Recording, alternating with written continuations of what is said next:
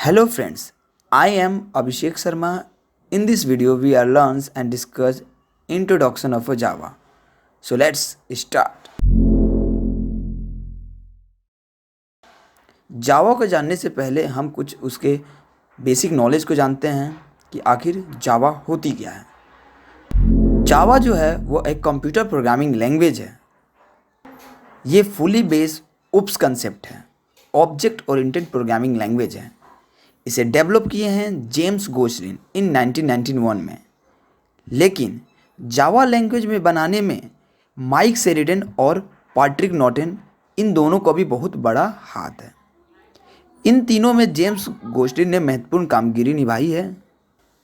Java develop करने का मकसद यही था कि वो टेलीविज़न के परस्पर से बनाना चाह रहे थे। लेकिन वर्तमान में ये लैंग्वेज बहुत ही महत्वपूर्ण साबित हुई और लाइफ में आगे भविष्य में इसका बहुत बड़ा महत्व है। और जावा का फर्स्ट नाम ओक था। ये रखने का मतलब जेम्स गोस्लिन और उनके दोस्त जहाँ जावा के लिए काम करते थे वहाँ पर एक ओक नाम का पेड़ था, और जो ओक है कई देशों के राष्ट्रीय पेड़ है, इसलिए उन्होंने इसका नाम ओक रख दिया। आगे चलकर उन्हें पता चला कि इसी नाम का एक वेबसाइट है जिस वेबसाइट का नाम ओक टेक्नोलॉजी है। बट ये चीज़ उसके बाद ओक का नाम बदलकर जावा रखा गया। जावा ये नाम रखने की एक वजह थी।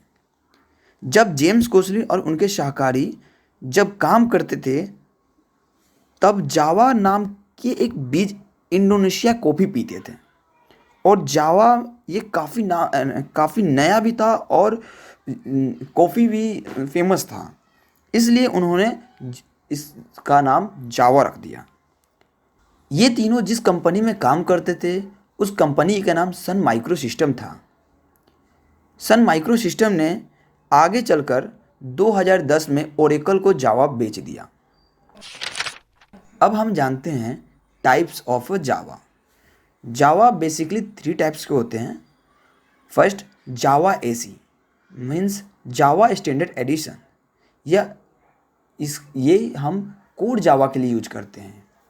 और सेकेंड है जावा ईई जावा इंटरप्राइज एडिशन, इसका उपयोग हम एडवांस जावा के लिए यूज करते हैं। थर्ड है जावा एमई मीन्स माइक्रो एडिशन, इसका उपयोग हम मोबाइल प्रोग्रामिंग के लिए यूज करते हैं, लेकिन इसका कोई भी एंड्रॉयड से मतलब नहीं है।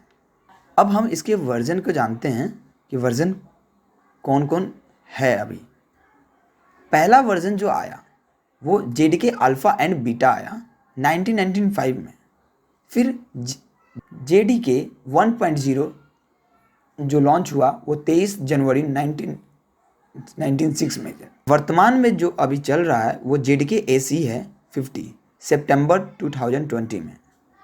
जेडीके का मीन्स जावा डेवलपमेंट किट होता है। अब हम इसके कुछ फीचर्स जानते हैं। जावा की बेसिकली बहुत सारे फीचर बनाए गई है। फर्स्ट जैसे कि सिंपल, जावा एक सिंपल लैंग्वेज है।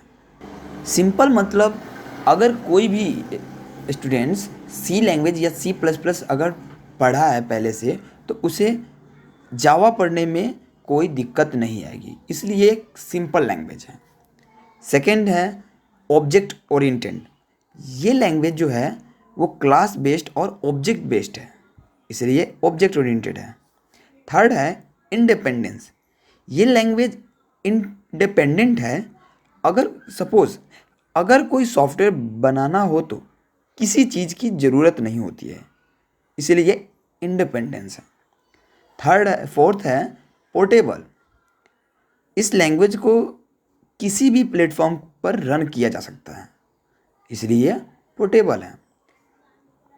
अगर हम जावा का प्लेटफॉर्म अगर नोटपैड यूज कर रहे हैं तो हम चाहेंगे इक्लिप्स में भी यूज कर सकते हैं, इसलिए ये पोर्टेबल है। ठीक है। फिफ्थ है इंटरप्रेटेड। इंटरप्रेटेड है ये लैंग्वेज जो है ये एक इंटरप्रेटेड लैंग्वेज है। नेक्स्ट है मल्टी थ्रेड। मल्टी थ्रेड में मतलब एक से ज़्यादा प्रोग्राम एक ही साथ रन करें, उसे मल्टी थ्रेड कहते हैं, वो मल्टी थ्रेडिंग होता है। नेक्स्ट है सिक्योर।